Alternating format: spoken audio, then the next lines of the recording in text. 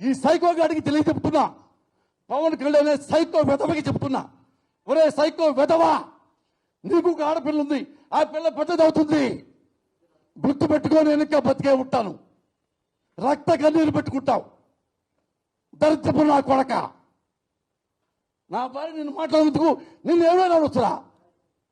ఇది చట్టం, సమాజం, ప్రజాస్వామ్యం, న్యాయస్థానాలు ఉన్నాయి కాబట్టి నేను అనలేకపోతున్నా, అందుకని లిమిటెడ్ అనలేకపోతున్నా.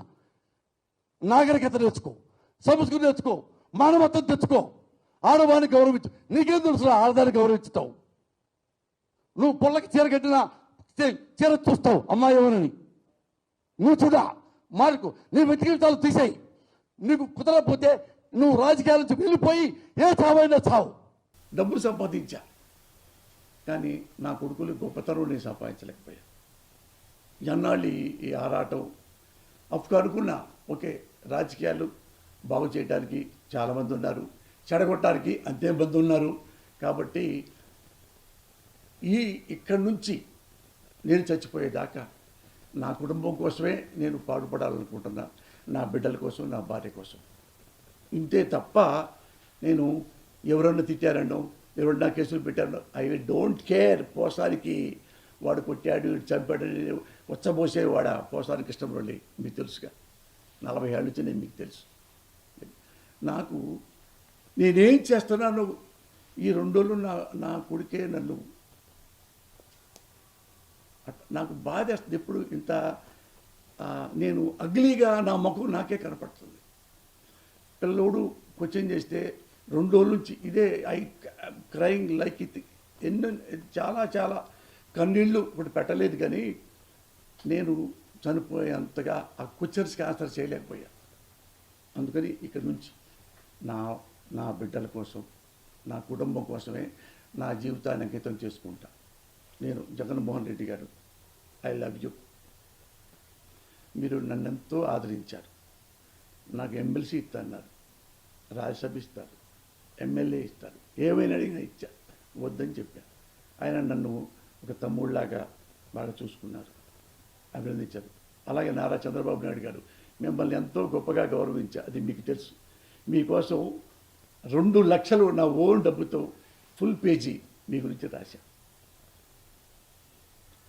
నారా చంద్రబాబు నాయుడు గారు చేసిన మంచి పనులు అని అట్ట లిస్టులు కూడా రాశా. మళ్ళీ మీరు పొరపాటు ఇచ్చినప్పుడు మనల్ని విమర్శించా.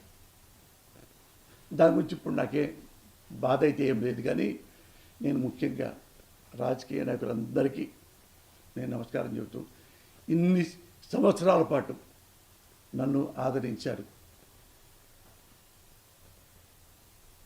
అందుకని ఆల్ ద బెస్ట్.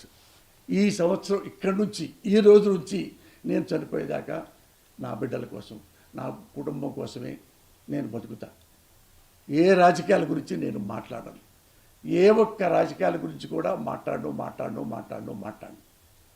నాకు బాగా నేషనల్ వైడ్ దేశానికి సంబంధించిన వాడు కాబట్టి నరేంద్ర మోడీ అంటే దేశభక్తుడు.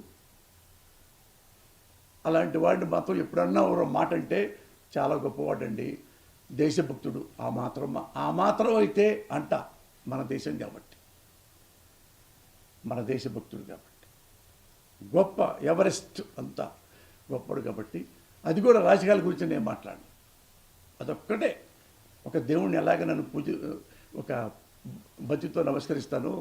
అప్పుడు ఎప్పుడన్నా మోడీ గారు కనపడితే ఒక నమస్కారం పెట్టుకుంటా, అంతే తప్ప ఇక రాజకీయాలు అనేది నా నోటితో నేను ఎప్పుడు ఒక వర్డ్ కూడా ఈ ప్రెస్ మీట్తో ఇది క్లోజ్. నా బిడ్డల గురించి క్లీన్గా, నా బిడ్డల గురించే. రాజకీయాల గురించి మాట్లాడను, రాజకీయాల గురించి తప్పుకుంటున్నాను. ఇక నుంచి ఏ పార్టీకి నాకు సంబంధం లేదు, ఏ నాయకుడి గురించి నేను కమెంట్ చేయను, మంచి చెప్పను, చెడు చెప్పను, సలహా చెప్పను, ఆఫ్ ద రికార్డ్ మాట్లాడను. మీ ప్రెస్ మీట్లో ఎంతమంది ఉన్నారో, మీరు ఎంతోమంది డజన్లు జర్నలిస్టులు, వాళ్ళందరూ నాకు తెలుసు. అందరూ TV5 బిఆర్ నాయుడు అయితే ఏంటి, రాధాకృష్ణ అయితే ఏంటి, చివరికి ఆయన కూడా నా మిత్రుడే, చనిపోయిన రామోజీరావు, వీళ్ళందరితో ఏదో పెద్ద పెద్ద పెద్ద పెద్ద సంబంధాలు ఉన్నాయి, వాళ్ళందరూ ఉన్నాయి. వాళ్ళందరికీ మళ్ళీ చెప్తున్నా, ఇంతమంది ఇప్పుడు ఈ ఒక జర్నలిస్ట్ అశోక్ అడిగాడు, రాజకీయాలు ఏమన్నారు,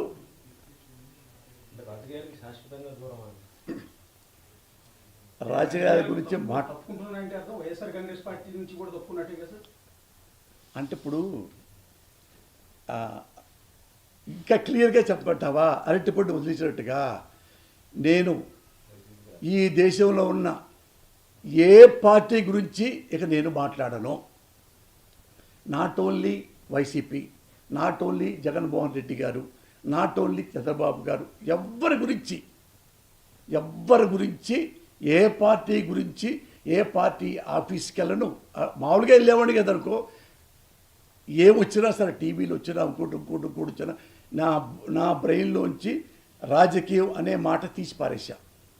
రాజకీయాల్లో ఇంటర్ఫీర్ కాను, రాజకీయాల జోలికి వెళ్ళను, రాజకీయాల గురించి మాట్లాడను, రాజకీయాల దగ్గరికి వెళ్ళను, అందులో ఇంటర్ఫీర్ గాను. ఇంకేమైనా క్లారిటీ ఉంటే చెప్పండి, చెప్తా. టీడీపీకి వేశారు, మళ్ళీ టీడీపీ సరిగా పరిపాలించకపోతే మళ్ళా కాంగ్రెస్కి వేశారు, మళ్ళా రామారావుకి వేశారు, ఓడించి మళ్ళా రాజశేఖర రెడ్డికి వేశారు, ఓడించి మళ్ళీ బాబుకి ఇచ్చారు. ఆయన కూడా వాగ్దానాలు చేయకపోతే జగన్కి ఇచ్చారు, జగన్లో ఏదో లోపం ఉందని చెప్పి మళ్ళీ బీజేపీ మళ్ళా బాబుకి ఇచ్చారు. ఇవన్నీ ప్రజలు అవకాశవాదులు అనుకుంటున్నారా? వాళ్ళకి ఆశ ఏదో ఇద్దరు ముఖ్యమంత్రి చేస్తే మనకి ఇంత ఇస్తాడు కానీ ఇవ్వట్లేదు అని వాళ్ళకు నేనంతే. తల్లి సాక్షిగా నేను ఓటర్లాగా, మరి ఓటర్లే ఇన్నిసార్లు ఇన్ని పార్టీలకి ఓట్లేశారంటే అన్ని పార్టీలకు మారినట్టు కాదు ఓటరు. నువ్వు దండం పెట్టి నా కోసం ఓటేయండి, ముఖ్యమంత్రి చేయండి, ఈ వాగ్దానాలు చేస్తా, చేయలా, మళ్ళీ ఇంకోళ్ళకి వేశారు.